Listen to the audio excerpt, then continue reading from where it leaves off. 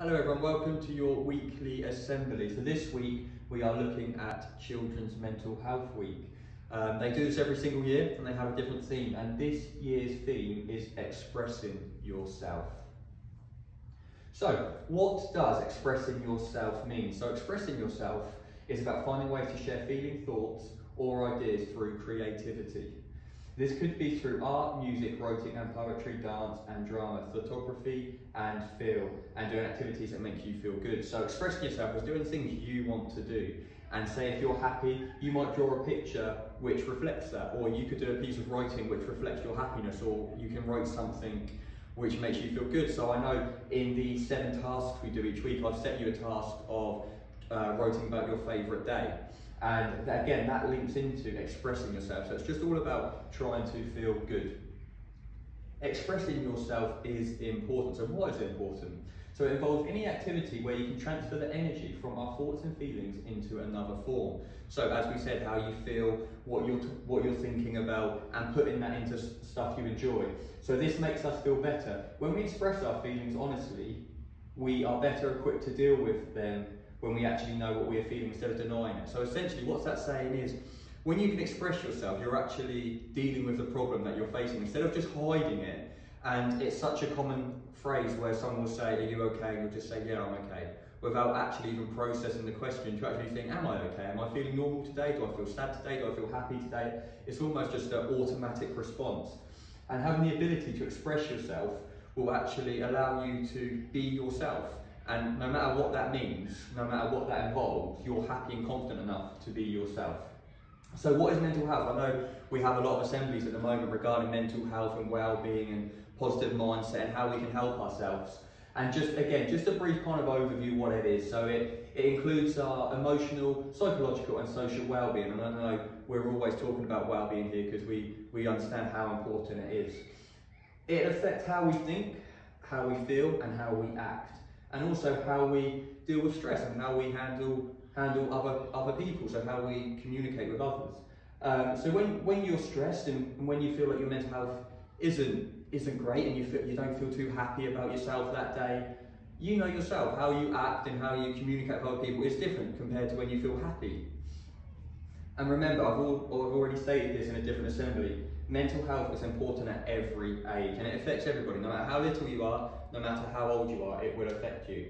Okay, and remember, mental health isn't always negative. You can have really, really good mental health. So, what can impact your mental health? So we've got stuff here like stress, bereavement, worry, a poor diet, confidence, environment, physical health. So all stuff here, they can actually affect your mental health. So here we've got physical health. So that might be quite odd because we're talking about mental health, we've got physical health down there. So physical health, if you've got a long injury, or say if you've hurt your leg or ever broken a bone, you're in a cast for a while, and that makes you feel absolutely rubbish. I remember I broke my arm a couple of years ago and I was in a cast and it meant I couldn't go to the gym. It was difficult to shower, brush your teeth, get dressed, do everything. Work was so much more harder and that impacted my mood, so that impacted my mental health. We've got stuff here, so we've got, I know some of you may be aware of the terms depression, so that's effectively low mood, and anxiety. And here we've got, it's quite a nice picture, we've got depression is when you worry too much about the past, and anxiety is when you worry too much about the future. And I know in our other assembly this week we spoke about mindfulness, and that is exactly it, being in the middle and being present. So just focus on what's happening now. There's what's happened previously you can't change, and what's happened in the future may never happen. So we want to try and get to a place where we can just be happy with where we are. Positive mental health. So this is what it's kind of thought that positive mental health can help you do. So it can help you realise your full potential, cope with the stresses of life, work productively, and be kind to others when around them. So you can see realising your full potential. When you're in a positive frame of mind, you start to think more positively. So you, instead of thinking, oh, I've got a test tomorrow, you'll be like, I've got a test tomorrow, I'm going to do as well as I can, and that's going to help me go on to do this, to do that. We've got to cope with the stresses of life. So that, again, that happens to everybody, no matter how little you are, how old you are. When you come to school, it can be stressful some days. When you're older, you've got work, or you're thinking about money, or you're thinking about Christmas or something like that. They can all be stresses. And having that positive mental health just makes you able to kind of rationalise everything and understand what's happening. Work productively. You know yourself, when you come into school and you're in a good mood, your work will be better, you will get more work done. And it's the same with me. If I've had a good night's sleep and I wake up feeling good, my work is always much better. And when you're with other people and you're feeling happier, you'll always communicate better and you want to interact with people a lot more. So this is really important. How can we maintain positive mental health? So mental health can fluctuate. It can go up, it can go down, just like your mood. Sometimes you can feel happy, sometimes you can feel sad. And this is just how we can kind of really give ourselves the best chance of sustaining that positive mental health and that positive mental mind frame for as long as possible and as consistent as possible. So talking, that is always so important. And I've said to you before, it's not just talking about the sad things, it's important to talk about the good things, the things that make you feel good. Connecting with others, so that's at playtime, and when you're at home, I know it's very difficult at the moment with what we're going through, but you can still talk to your friends via messages, and you can still, when you're in school, you can still talk to them, and also your family members, spend some time with your family members.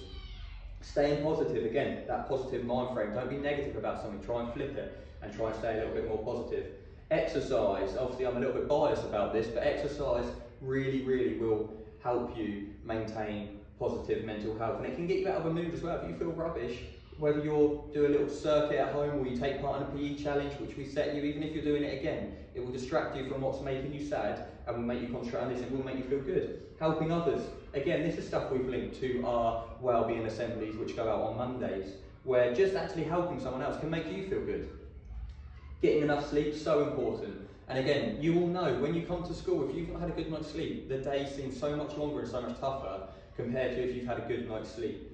And developing coping skills. So actually understanding situations which you find hard and you come up with strategies to deal with them. So for example, if I find a certain lesson hard, I can implement something to actually make it a little bit easier for me. And we've got a lovely picture here which you can pause the video and have a little look, and it just goes through some self-care and mental health for children, and it gives you some ideas of what you can do to kind of promote that positive mental health.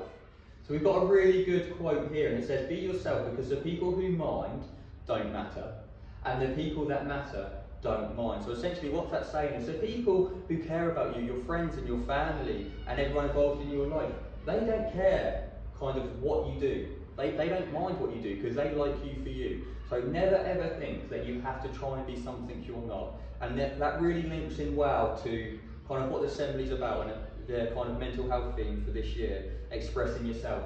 And if people don't like you for what you are, then that's absolutely fine. You will find plenty of people in your life who do like you for what you are. And the most important thing is that you stay true to yourself and you feel confident enough to have the ability to express. So now it's time for this week's Where is the PE team?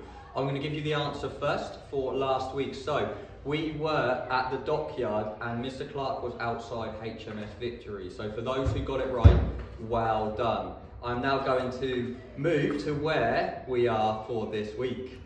Hello everyone, welcome to the next part of Where is the PE team. So I am somewhere in Portsmouth and I am at a famous place right near our school. So this place is famous because a very famous person was born here. This person wrote the Pickwick Papers. He had 10 children and he also kept a pet raven. So can you guess where we are? Good luck.